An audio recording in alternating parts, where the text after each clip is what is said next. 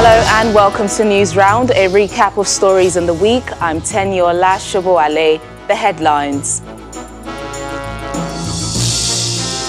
Judicial workers across the country take to the streets to press home their demand for financial autonomy. Nigerian Bar Association parliamentary workers joined in solidarity march. House of Representative Minority Leader calls for the removal of Minister of Communications, Dr. Pantami, over alleged extremism. Minister of Defense assures Nigerians the government will tactically eliminate all enemies of the country, condemns attacks on military. Plus, military in Chad announces election to be held in 18 months' time following the death of President Idris Deby.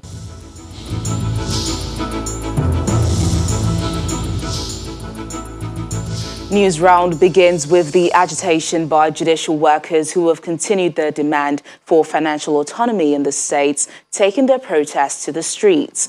Members of the Nigerian Bar Association also joined the solidarity march in different parts of the country, calling the attention of some state governors to the demands of the judicial workers. Judiciary workers in Nigeria have been on strike since April the 6th this year, leaving courts across the country under lock and key. Like their counterparts across the state, Judiciary Staff Union converge on the entrance of a court of appeal in Abuja in a nationwide protest to press home their demands. Displaying placards with the list of their demands, the protesters asked state governors to comply with the directive to grant financial autonomy to the judiciary and also for the federal government to pay old allowances to their members. We have several issues. Like one, at the federal level, we have peculiar allowances that have been long overdue for over 6 years. The moment we are given autonomy and we are independent, all these problems will not see the light of the day, will not arise again. The judiciary workers are not alone in this protest. The Nigeria Bar Association is also in solidarity with the judiciary workers. We are on this mission because it tallies with our motto, promoting the rule of law. And one of the main objectives of the Nigerian Bar Association is protecting the independence of the judiciary. After a brief road walk at the national headquarters, the lawyers then drive in convoy to the National Assembly, where a mild drama ensues as security officials deny the lawyers entrance into the premises. All lawyers should come down. All lawyers come down. All lawyers come down. Moments later, some officials of the NBA addressed journalists.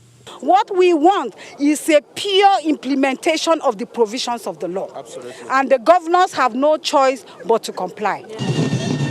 In the north, members of the union take to the streets of Jalingo, the capital of Taraba State, alongside members of the state chapters of the Nigeria Bar Association and Parliamentary Staff Association of Nigeria in their quest to ensure independence for the judiciary and the legislature. The secretary to the Taraba State government arrives at the scene to receive their protest letter. His Excellency cannot work on these documents in isolation of his colleagues because this matter is a national issue. In Yobe State, parliamentary workers also joined the judiciary workers at the State Bar Association to demand for financial autonomy. In Zamfara, the state chairman of JUSUN laments the unavailability of the state governor or the deputy governor to receive their protest letter. Our demand is based on judicial financial autonomy by the virtue of Section 121, subsection 3, and the judgment of that Federal High Court Abuja delivered by Justice Ademola Adeneji on 10th January 2014, as well as the executive order signed by the President Muhammadu Buhari, President of the Federal Republic of Nigeria. It's a similar situation in the south as members of the NBA in Edo State marched to the government house, Benin City, in solidarity with the Judiciary Staff Union of Nigeria. Upon arriving at the government house, security personnel would not allow them into the premises, citing COVID-19 protocol.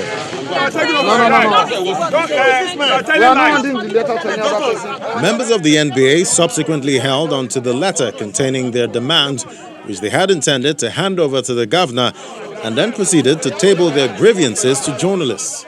Where there is no financial autonomy, of course, the judiciary suffers, and it is, of course, not being able to function effectively and independently. And it is to this effect that we have brought a letter to His Excellency in compliance with the directive of our President. In neighboring Delta State, the NBA assembled at the entrance of the Delta State Government House in Asaba, where they were received by the State Commissioner for Justice, who assures them of the state government's readiness to implement what the Constitution demands in that regard. It was a different scenario in Rivers State. Although members of the NBA marched to the government house, where they were met by the governor, the NBA branch chairman says their protest is to prevent Rivers State from retracing its steps in the implementation of the financial autonomy. In response, Rivers State Governor JUSUN threatened to suspend the implementation if the judiciary workers in the state continue the protests. Your fear is if I leave. What's my business? So you're protesting. So the party that is coming, I'll flog him to say you must do this. So please tell JUSUN, I said, they should come back to work. If they don't come back to work, me too, I'll stop implementing the financial autonomy so that the strike will be justified. Similarly, lawyers in Ondo State staged a peaceful protest in Akure. The 2-week-old strike by the judiciary workers is no doubt affecting the services of this important arm of government, and further delay in addressing this problem could mean more trouble for an organ of government that many look up to for help. Well, it appears the call by the judicial workers is not fallen on deaf ears, as the Nigeria Governors Forum seems to be bowing to their pressure. The governors are given the assurance that they will implement financial autonomy for state legislative and judiciary institutions by May 2021. The chairman of the Nigerian Governors Forum, Dr. Kayode Fayemi, made this pledge after a meeting with the Chief of Staff to the President, Professor Ibrahim Gambari, at the State House. The issue is about implementation. There has been no objection from governors on judicial and legislative autonomy. As a matter of fact, it would not have passed if governors were not in support in the first instance in the State Assembly. So that issue has been fully and holistically addressed. But we don't just want to agree to something on paper without working out the modalities for implementation. Thankfully, the meeting we have just emerged from, with the Chief of Staff to the President chairing, has worked out the modalities to the satisfaction of all parties. We believe that the striking workers should return to their offices, because as far as this has gone, we have met with all the parties concerned. The President, through the Chief of Staff, has also been seized of this matter and has been monitoring what has been happening. And I think we're reasonably at a position where, whether you speak to the Conference of Speakers chairperson, or you speak to me, or you speak to the representative of the judiciary, or you speak to the Solicitor General of the Federation, you would hear that we're speaking with one voice on the implementation. And no later than May, you will start seeing the implementation of the agreement that we've reached.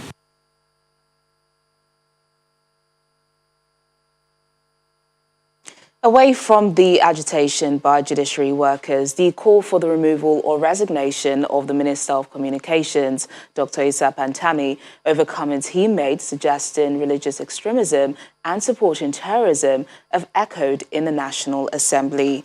The minority leader of the House of Representatives has raised the issue during plenary as a point of order, citing breach of his privilege.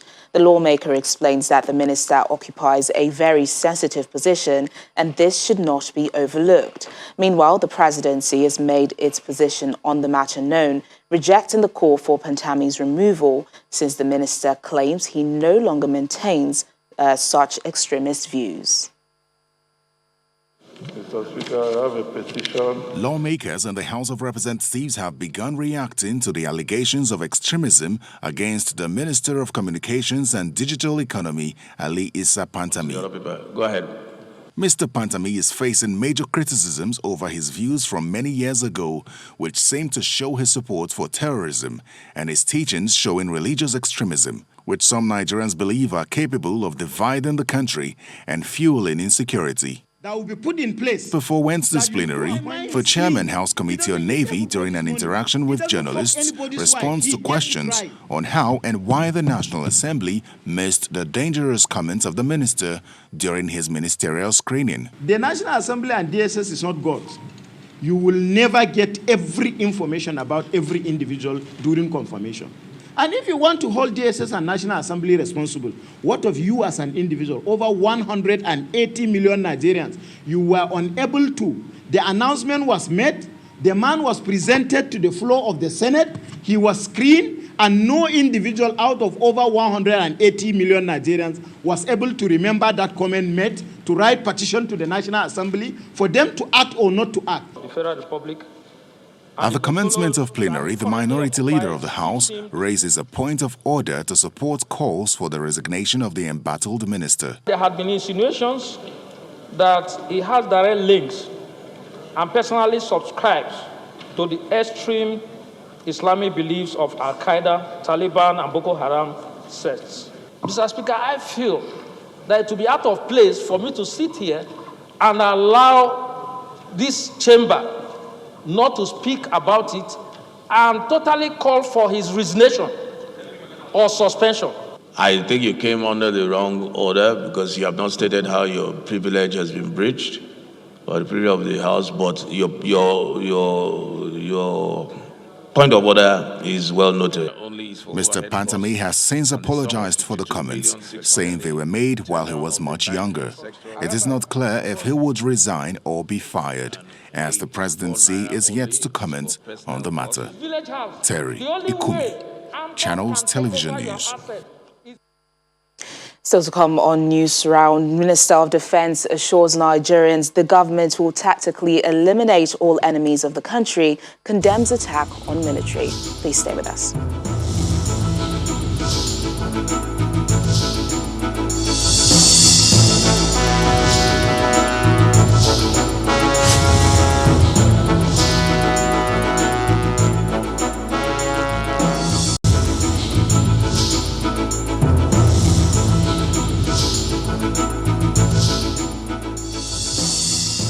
Security matters now. The attacks across the country have been described by the federal government as worrisome, with the Minister of Defense, Major General Bashir Magashi, saying the nation is bleeding. But there are words of assurances from the minister that government is adopting a methodology to tactically eliminate all political, ethnic and religious enemies of the country. In continuation of special briefings at the State House, this time by the Minister of Defense, Major General Bashir Magashi, the murder of about a dozen soldiers in Benue State became central. Make no mistakes that our nation is bleeding now. It is bleeding because the self-interest and other primordial consideration underlying decisions, quite a number of our elites, political, ethnic and religious, make it so. We have made a comprehensive, detailed brief as far as the security of this country is concerned. As the minister officially confirms arrest of Boko Haram sponsors in Kano State, he confirms that more military hardware is expected in the shortest possible time, but there will be more trouble if insecurity escalates in neighboring Chad. We are beefing up all our borders to ensure that refugees, they don't flow into our country. The issue of weapons and armament, we are also afraid of that. Before, Chad is the buffer, stopping most of this infiltration of weapons and the rest of it. Now, It's free for all, right from Libya down to Nigeria. In another reaction, Major General Magashi further argues that he does not believe that all bandits be killed to halt insecurity in schools. With my little experience as a lawyer for 37 years, I think I know the rule of law.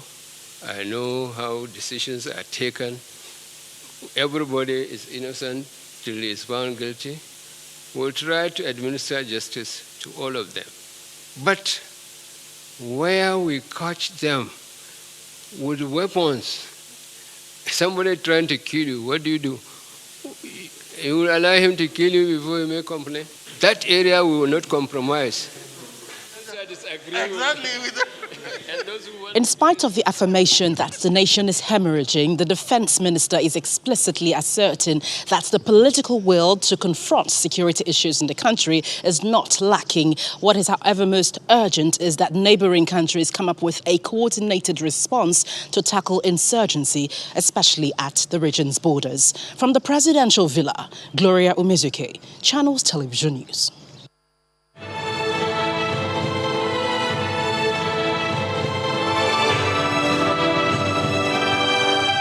And now, in wake of the COVID-19 pandemic, which hit the country in 2020, funds were mobilized to both tackle the health crisis and also address its socio-economic impact on the citizens.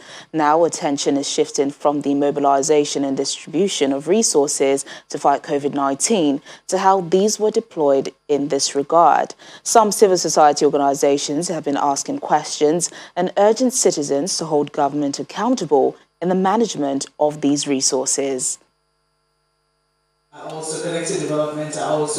It's the first meeting by representatives of some civil society organizations to discuss their findings on the way finances and other resources used for curbing the spread of COVID-19 were utilized in 7 African countries.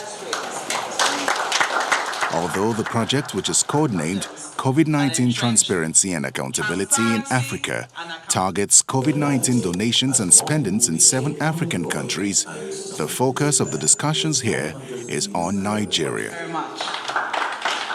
According to Action Aid Nigeria, donations worth 96 trillion naira came in from donors including the European Union, the World Bank and the African Development Bank in the wake of the COVID-19 pandemic. But the many unanswered questions about the way these donations were utilized is the reason why this conversation is holding. We really have data on the Nigerian government spendings, on the donations that have come in. I just saw the whole collection. Almost everybody is recorded in the data. And we are seeing that even in this struggle of COVID-19, some people are still stealing money. It's shocking to see. The facilitators of the COVID-19 Transparency and Accountability in Africa are promising to publish their findings in the days ahead. But what are some of the highlights of the report?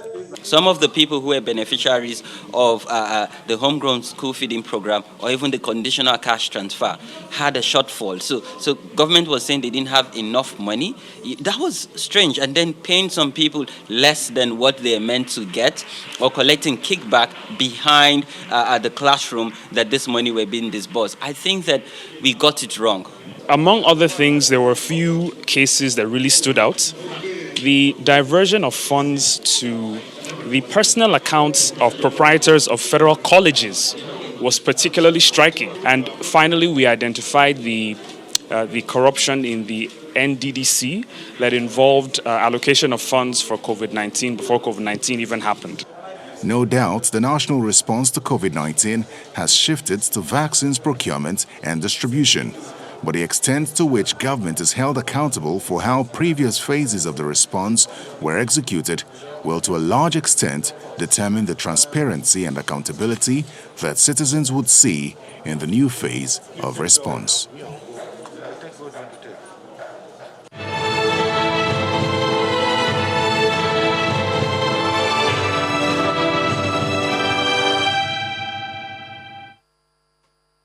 And our president of Chad, Idris Deby, has been killed during a conflict with rebel forces on the front line. Following his death, 15 generals have been appointed to make up Chad's transitional military council that will lead the country for the next 18 months. Deby's son, Mohammed, a 37-year-old four-star general, has been named to lead the council. In the meantime, rival political leaders are demanding dialogue and civilian rule. Many had boycotted the polls that announced Deby winner after his death.